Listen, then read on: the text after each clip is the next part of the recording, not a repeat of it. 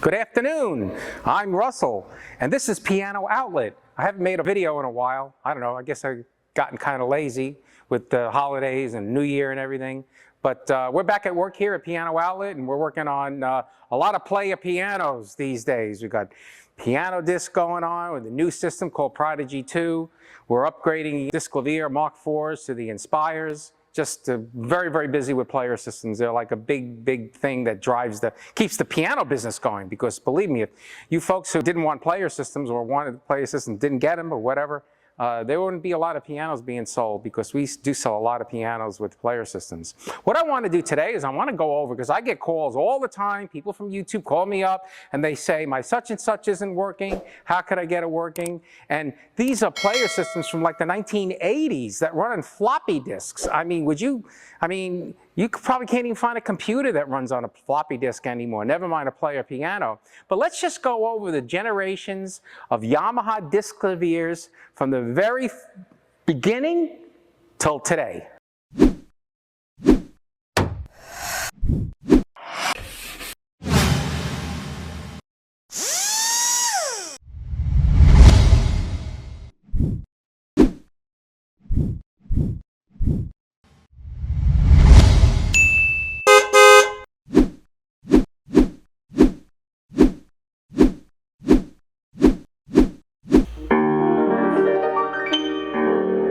The first thing I want you to look at is this. No, this is not a refrigerator. This is what used to be on a Yamaha player system. They call this the Wagon Grand, and that's because it's on wheels, and I guess they would think of it as a wagon because you would have to attach it with an umbilical cord to the piano and you'd wheel it around. So you would never, ever need to use this or fix it, because none of them work. They're just really old, and they're really tired, and they need to go in the garbage. I don't know if they'll fit in here. Let's see. There we go, okay? Now, next. This is second generation floppy disk as well. Okay, this was the one before this one. This one was very, very simple, just had a volume control and fast forward and stop and play. And it did record, because you see the red dot there, it would record. But the first thing that would go on these are the floppy disk drives and also the readouts, okay? So this is probably around like 1985, 1986. This is going in the garbage too, okay? The one after that, as you can see, is a little bit more involved here. It just had some different things to do with different volume levels, and I don't know. I don't really know exactly, because it's all written in Japan. But trust me, if you have one of these, there aren't any more. You can't get them fixed, so it's like a waste of time to call me, because believe me, I send this to you and I charge you whatever. It may work a little bit, but it's not going to work that much longer. Garbage, okay? Here, this one here, same thing, garbage, all right? The next generation, what they did is they went to CDs. This is my favorite player system of all the Disklaviers, and the reason why is that they're the most modern, with the fact that they took CDs instead of floppy disks, and they were very simple to operate. All the music was either on a floppy disk, it had a small internal memory, and also CDs. As soon as they went to the next version, they had a lot of problems. We'll talk about that now, but these two, we don't want to fix those or deal with them. If anybody calls me and they want one, I'm not going to send it, because they all hardly ever work. Now, the Mark IV system is the worst system of all, because you see, there's no disk drive, okay? This is the user control box. They had a floppy drive here, and they had a CD drive here. But the most important thing about this is that they had a hard drive that you could store your music on, okay? So you wouldn't have to worry about disks. The problem is with this system, the Mark IV, is that when you turned it on, you turn the system on the power button, all these lights would blink sequentially, and when they stopped blinking sequentially, the piano was ready to use.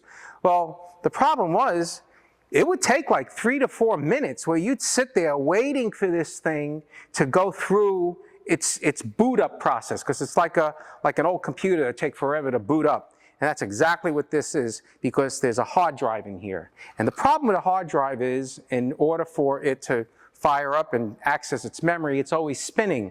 So in order to get past the boot up lag time to wait for this piano to get up and running, they had a standby mode. Okay, so you see it says standby when you press it. Then it would always be ready to play. The problem with that is that you've got this hard drive spinning and spinning and spinning for years and years and years. So at some point, it's going to stop working. And I can tell you how many of these that I had problems with and I tried to fix myself. I even sold one to a customer in upstate New York, and I had gone over the whole piano. I actually sent this out to have the hard drive replaced with a brand new one so that we wouldn't have to worry about it crashing and then the whole piano doesn't work. That's the other thing about Disklavier. If one little thing doesn't work on it, the whole piano doesn't work.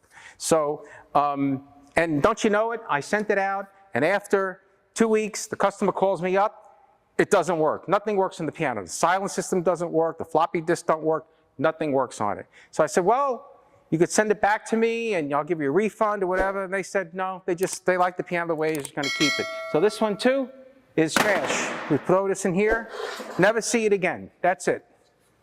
Now, believe it or not, this is the current Yamaha Disklavier. This replaces this. Okay? Okay, let's bring this out. This replaces this. And this little control box here, this replaces this. So who needs it, right? So the unit is called a DKC 900, and it only upgrades Mark IV systems. Everybody calls me, they have these old Disklaviers, and they think that this unit will upgrade any Disklavier. It won't. It will only upgrade a Mark IV system so that you could use it with your phone. So over here, I have a piano that we already upgraded here, and I have the Enspire app up. Just to show you how easy it is to use, you just press the play button.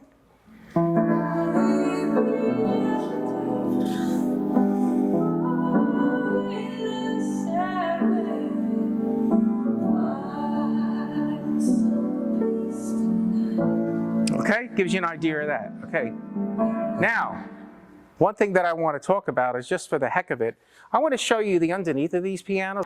I'm going to show you, because this is actually a Mark III system. See, this is actually a functioning Mark III system. I use it because it has a silent system in it, and I like to practice during the day when there's a lot of noise in here sometimes. If I have a few minutes or an hour or whatever, I practice every single day. I'm going to practice 1 to 2 hours. I got to keep my sanity. But anyway, so just to show you, I want to show you the underneath of these pianos and how much spaghetti is involved with the Yamaha Disklavier. So I'm going to get the light on under here, and the camera can come under here, and you see, and I'll talk about the parts in here. Okay, you want to see, okay, this thing here, this is a speaker. There's another speaker over here. This is the computer, okay? It's actually pretty simple. It's not too complicated, not too bad. This here is the solenoids that make the pedals move, okay? So when you watch the piano play itself, you can get all excited because the pedals move. I don't really like this, because what happens is, if this goes bad, there's like a transistor or something in here. If it goes bad, the whole piano won't work. And I've seen that happen, and then you're stuck because Yamaha doesn't have it anymore, because this is old and way, way, way out of warranty. So if you could stay away from getting any of these, good idea, because they're not going to last. Now, the next one we want to go to is the Mark IV system that we upgraded, and that's underneath this white piano.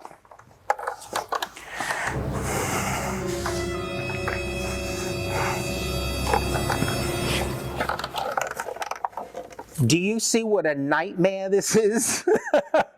I mean, oh my God. I don't know what to say, because when I first looked at the underneath of this piano, I was like, what is what? I'm mostly familiar with the piano disc systems and the QRS player systems, because most of the pianos that come in that are players have those systems in it. And I look at this and I think to myself, why is there so much junk under here? Why so many wires? What? I don't get it. But obviously you have your speakers here. This is the power supply here on it. In order to connect this to the internet, we have this Airport Express. Believe it or not, whatever you're supposed to use in this, it's not by Yamaha. You could use anything to connect it to the internet. So you just assign it a password, and then you'll see it come up on your phone or your iPad when you have the Enspire app, and you'll see the Wi-Fi channel for this. And then this here, this little box here, this is the CPU, and it's a hell of a lot smaller than the old one. And then this here, all the way across, these are the solenoids that actuate the keys, okay? And it's a great piano, but you know, for me, I just think it's just like overdone with the wires and the gadgets and this and that.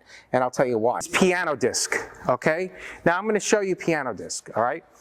And I know that you've probably seen my videos before, but it's very, very simple. You want to play something, you go into your iPad, you play a song. It's on the app.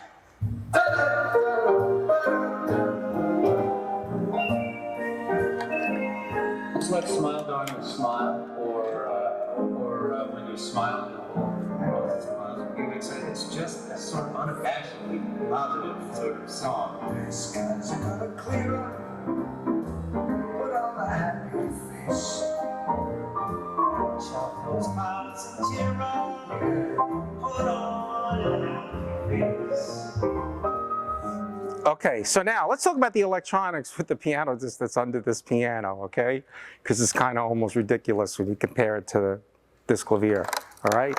Because this is what controls the piano, okay? You don't have a box, you don't have anything, it's just this. Because this works with this, and a speaker and a power supply is all that's underneath. So let's go underneath this piano and you'll see what I mean.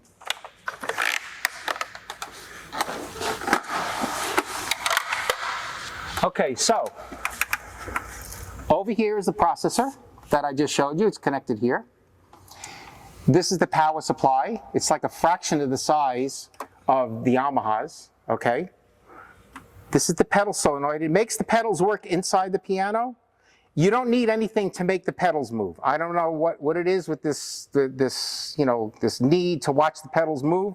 It's just another thing that if it breaks, that it makes the piano not work in the Disklavier. In this one here, I'm just glad that they don't have anything to do that. And actually, you can make it work if you just connected this to this, then the pedal would move. But you know, why have it?